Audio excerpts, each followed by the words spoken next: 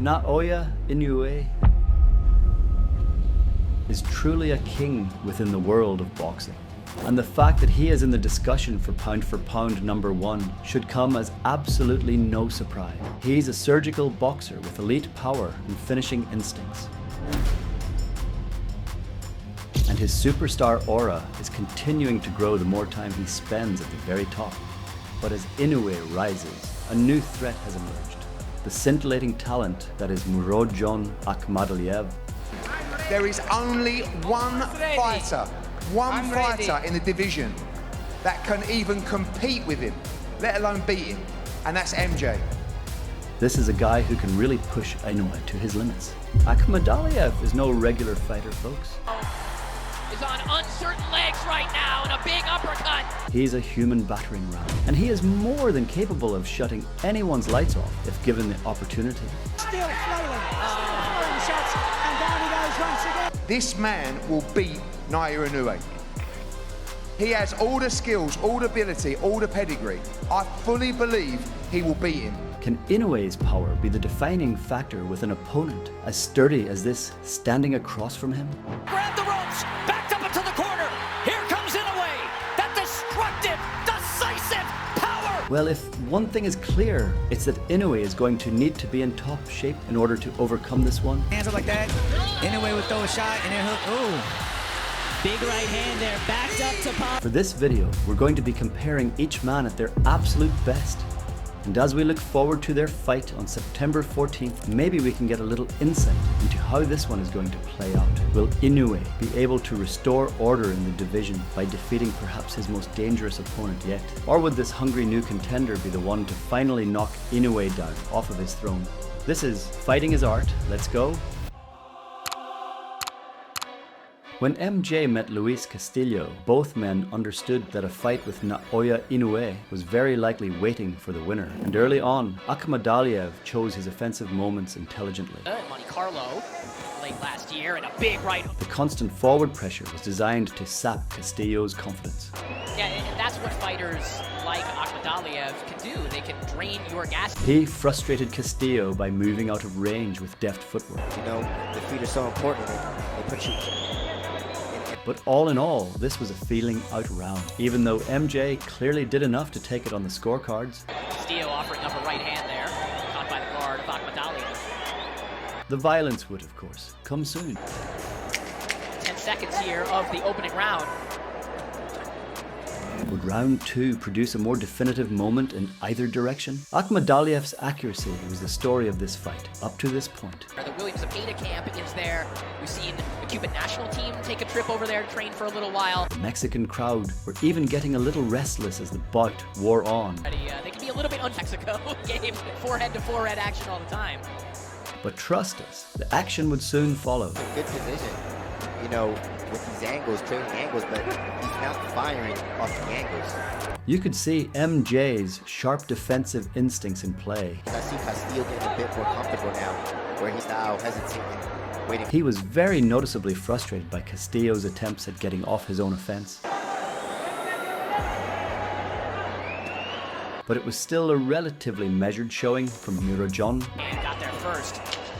Yeah, MJ's looking for that perfect shot. That's a good counter right hand. Round 3 began with Castillo, likely knowing full well that he needed to change something in his game plan. The defensive prowess of MJ was front and center once again. You know, that's something that I used to do with trainers is, you know, just say code words that only we know. You know, he was winning the footwork battle quite comfortably here. To be more busy, let his hands go more, and I think that, you know, MJ's just looking for that perfect shot. Castillo was left looking more than a little bit reckless with his big swings. You know, you and I were talking about that with regards to back the bully. And when MJ did decide to fire off, he looked far smoother. From an angle where it looks like it's going to come up top, so you kind of, you know... Akhmadaliev was clearly picking up steam in this round. Just has to let his hands go a little more. Castillo was proving that he was no pushover though, and had some solid moments. Man, but Castillo's doing a good job staying in. Things would continue to pick up in round 4, with both men clearly looking like they had grown comfortable in the fight. The stakes were quite real in this one though, and neither man wanted to give the other any major shot at breaking through. Have a fight lined up. You know, with Inoue, you need to make a statement, you need to look good. But it was clear which one of them packed the bigger punch. Firing it back. Now, close to a minute and a half since Akhmadaliev. Keep an eye on the bodywork of Murodjon. That's his key weapon in this bout.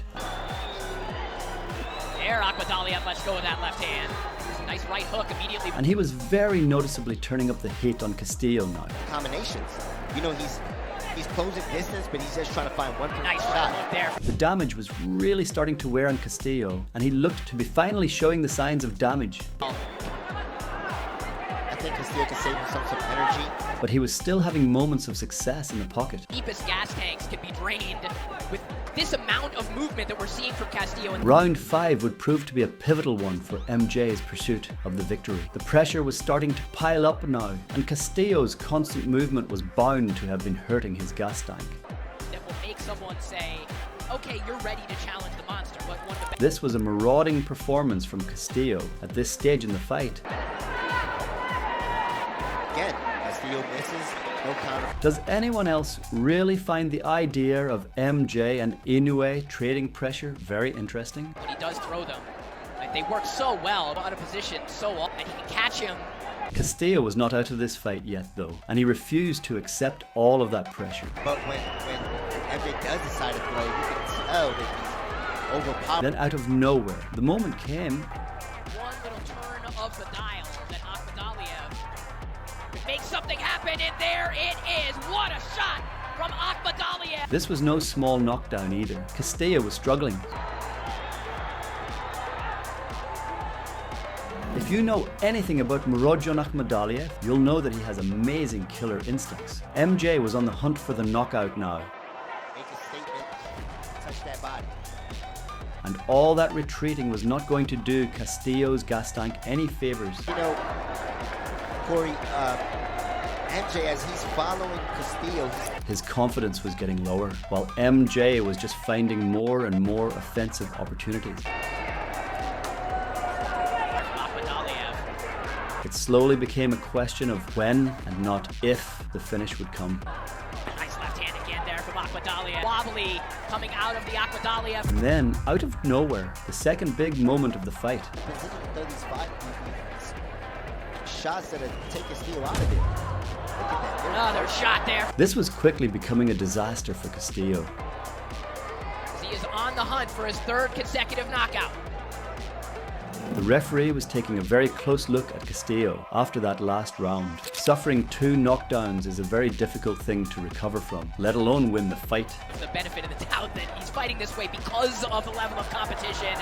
Castillo was getting desperate now. Akhmadaliev, there's a certainty in his face even when he's not concerned about what the result of this fight. Akhmadaliev wasn't going for broke though, opting for a more measured approach. But his pace was clearly breaking Castillo, round by round. If Akhmadaliev were just to turn the dial a little bit to the right, it feels like he could end this one. The accuracy of MJ was the very center of everything in this fight. A moment ago, just to hammer home your point there, back comes Akhmadaliev. Things were just getting worse and worse for Luis Castillo. Antonio Diaz waving him in, telling him to apply a little bit more pressure. Castillo's fate would be decided in round 8. He was clearly on his last leg, and his corner were left with some really tough decisions to make. Decides to put his foot on the gas.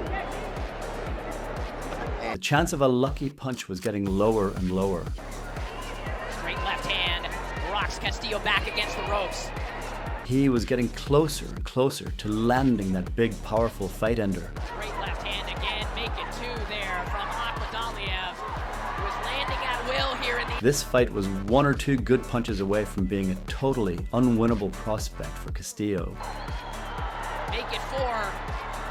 And they keep... And eventually, the towel was thrown in, saving him from a much worse fate. Castillo is on uncertain legs right now, and a big uppercut has him in trouble. The towel is in. Polished performance from the biggest threat to Naoya Inoue. MJ Akhmadaliev. Inoue's win over Paul Butler showcased him at his surgical best. You could hear that the fans were behind Butler from the get-go here. Would he be able to spring this unlikely upset? Well, he certainly has a mountain to climb, that's for sure.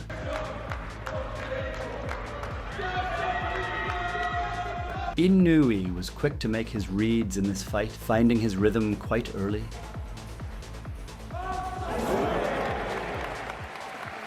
Inoue was a sniper out there, and Butler was already realizing just how much of a speed disadvantage he had.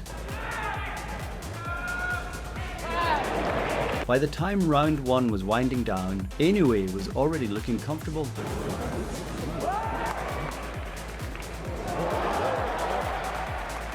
If one thing was made perfectly clear by that round, it was Inoue was not worried about whatever Butler had to offer. Getting cornered by the monster is a real bad idea. That's when he tends to do his best work.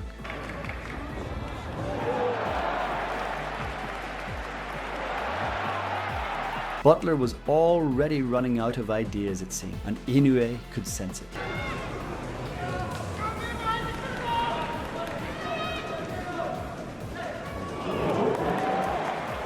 He just wasn't throwing enough punches to earn Inoue's respect.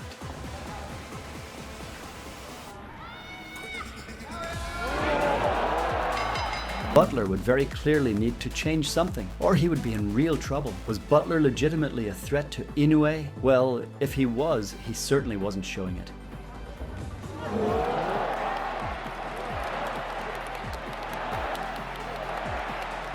Inoue was beating him physically, yes, but he was also destroying him mentally too. Butler looked totally uncomfortable out there.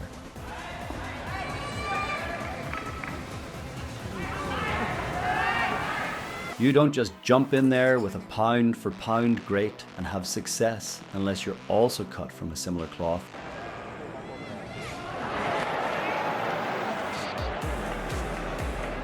Butler was learning a lesson about the levels that exist in a boxing ring tonight. You gotta feel bad for Butler's corner. What on earth are they even supposed to say to him in this situation?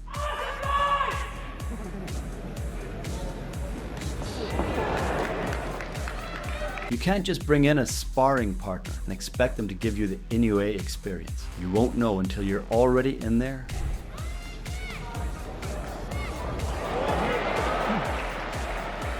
If one thing was clear, it was that Inoue was starting to lap the competition.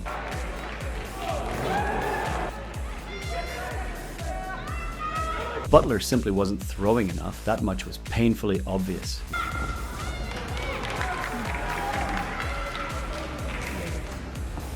Was Inoue actually slowing down? Not a chance. But Butler's team needed to tell him something.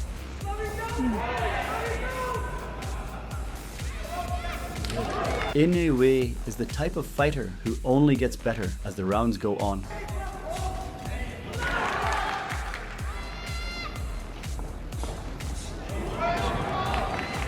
As the fight reached its midway point, Inoue truly started to show that he didn't feel any danger, and his showmanship began to surface as he grew in confidence.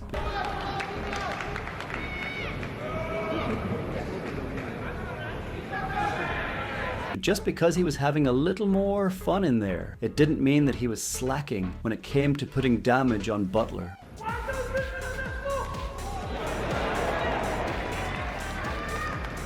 With 6 rounds now officially done, Butler must have been wondering what he could possibly do to change his fortunes. Butler wasn't giving up on himself just yet, but he was very clearly out of options.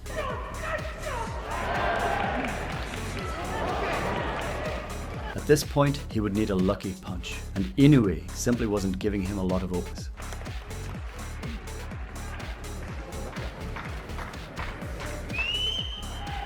Butler also seemed to know that brawling with Naoya was a total death sentence.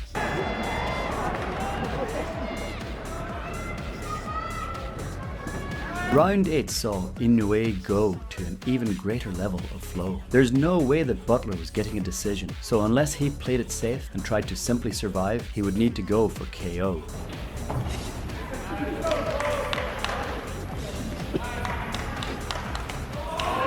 But Inoue was flowing on a totally different level.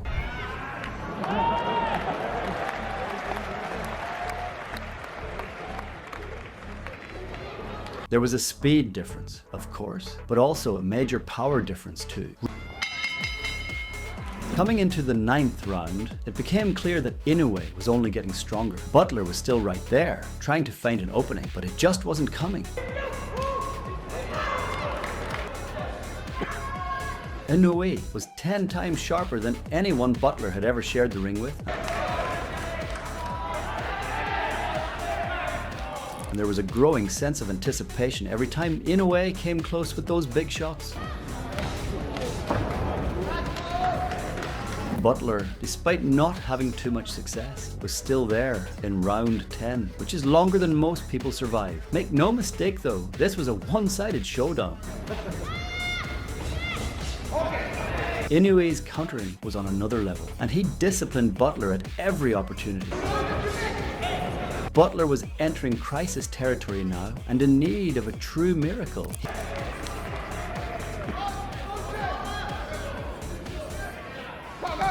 He would make it to round 11, but that's about all they could point to as a legitimate positive.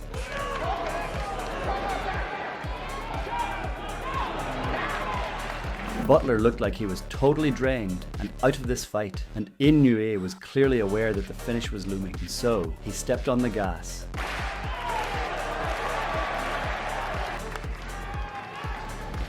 Even though he had some crowd support, Butler's fans clearly knew that the end was nigh.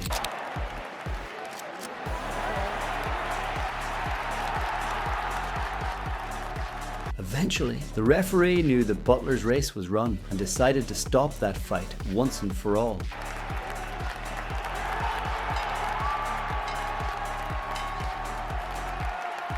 But who do you think is the better fighter between these two? And who do you think will get their hand raised when it goes down on September 14th?